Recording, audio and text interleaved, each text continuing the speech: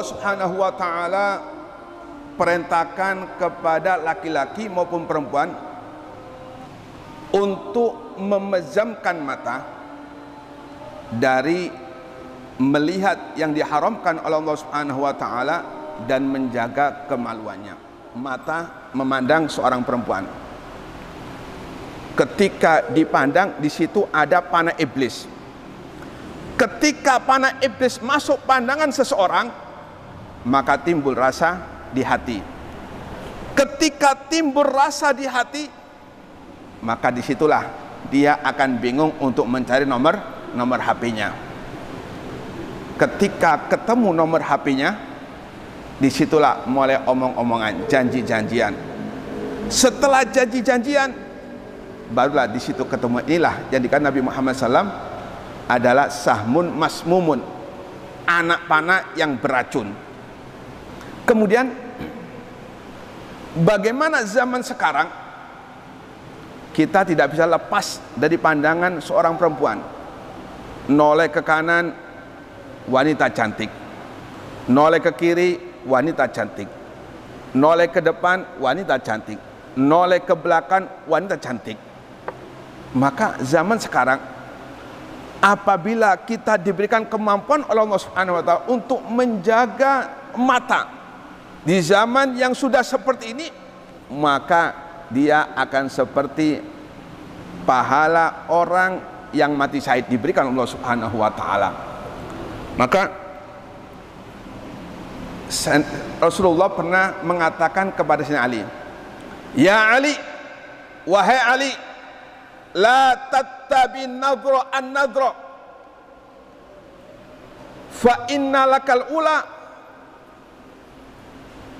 wa laysat laka al-akhirah." Kata Rasulullah, wahai Ali,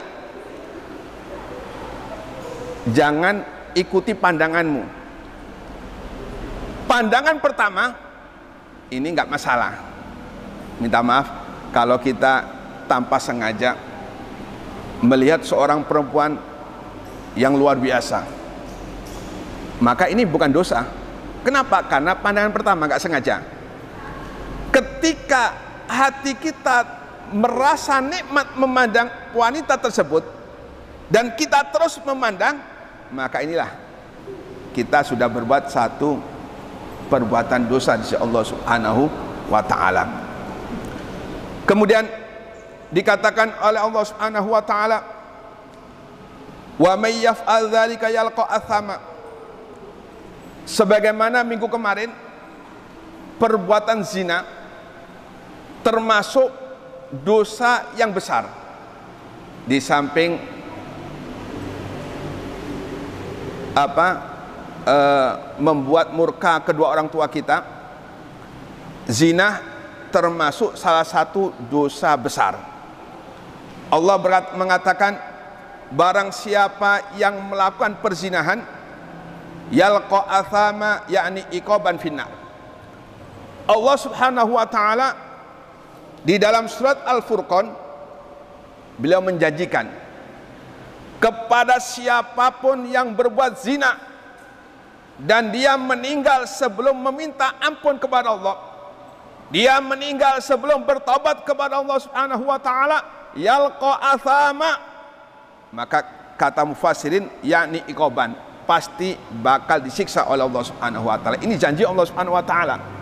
Dan Allah mengatakan, innallaha la yukhliful mi'ad. Allah Subhanahu wa taala tidak pernah ingkar janji.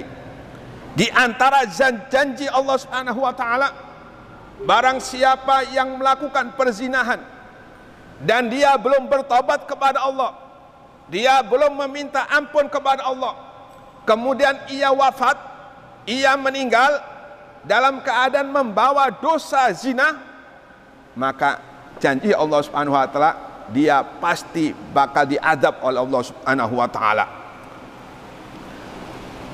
Mufassir lainnya mengatakan, athama ini yaitu neraka yang khusus yang disiapkan oleh Allah Subhanahu wa taala bagi orang-orang yang berbuat zina dan dia belum sempat meminta ampun kepada Allah Subhanahu wa taala. Allah akan letakkan orang tersebut di neraka jub namanya. Bukan neraka jahanam, bukan neraka hawiyah. Walhasil di neraka jub. Yang mana disifatkan neraka jub ini, apabila pintunya dibuka, idza futiha famuhu, apabila pintu jub ini, yakni pintu neraka jub yang khusus bagi orang pezina, itu dibuka, soha ahlu jahannam, maka seluruh penduduk neraka jahanam mereka menjerit. Bisa kita bayangkan, penduduk neraka jahanam ketika merasakan baunya neraka jub, neraka yang dikhususkan oleh Allah Subhanahu wa taala bagi penzina-penzina, dan dia belum bertobat kepada Allah, soha, menjerit mereka semua. Kenapa? Min khubthi raihati, saking baunya sangat menyengat, baunya saking sangat tidak enaknya. Kemudian waruya an ba'd sahabat, diriwayatkan oleh sebagian sahabat, iyyakum wazina, hati-hati jangan sampai engkau melakukan perbuatan perzinahan. Fa inna fi sittu khisalin,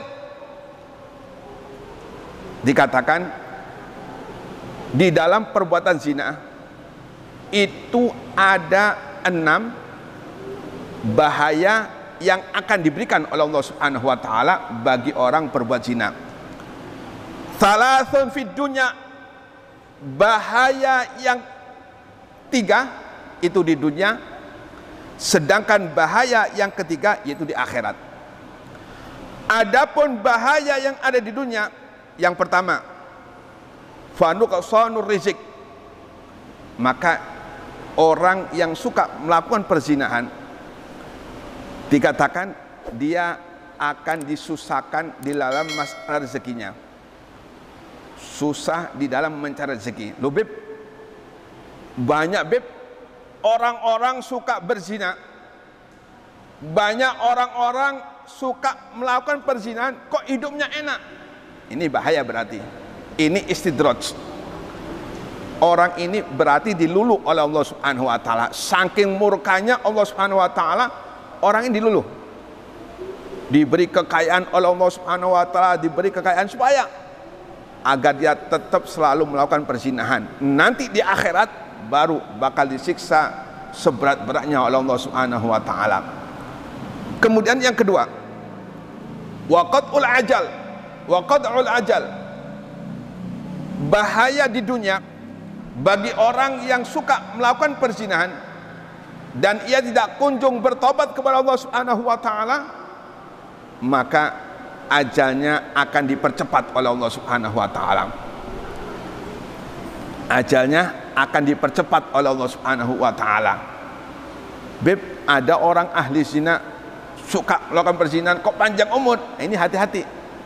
Berarti orang ini diistidraj oleh Allah Subhanahu wa taala, diluluh oleh Allah Subhanahu wa taala agar dia lalai akan Allah Subhanahu wa taala. Sedangkan yang ketiga, wasawadul wajhi, dan mata hatinya bakal dibutakan oleh Allah Subhanahu wa taala. Naudzubillah tsumma naudzubillah. Kalau mata hati seseorang dibutakan oleh Allah Subhanahu wa taala, maka segala kebaikan nasihat apapun yang datang kepadanya, maka mata hati ini enggak nolak, mata hati ini nolak. Kenapa? Karena mata hatinya sudah ditutup oleh Allah Subhanahu wa taala. Sedangkan yang ketiga, bahaya yang di dunia, di akhirat, yaitu syiddatul hisab. Hisabnya dipersulit oleh Allah Subhanahu wa taala. Kemudian wadukhulun nar, dia masuk neraka Allah Subhanahu wa taala yang bernama jub. Sedangkan yang ketiga jelas dia akan mendapatkan kemurkaan dari Allah Subhanahu wa taala. Ini 6 afat, 6 bahaya bagi siapapun yang belum bertobat dari perbuatan zina kepada Allah Subhanahu wa taala, diancam oleh Allah Subhanahu wa taala dengan 6 bahaya atau 6 afat. Kemudian warwiya anna Musa alaihissalam qala ya Rabb ma liman zana qala Allah taala albisu dir'an ila akhiri ma qala radhiyallahu ta'ala anhu. Insyaallah kita lanjutkan minggu akan datang. Mudah-mudahan kita diberikan panjang umur oleh Allah Subhanahu wa taala, diberikan kesehatan Allah Subhanahu wa taala, dan mudah-mudahan kita diistiqomahkan oleh Allah Subhanahu wa taala. Amin ya rabbal alamin.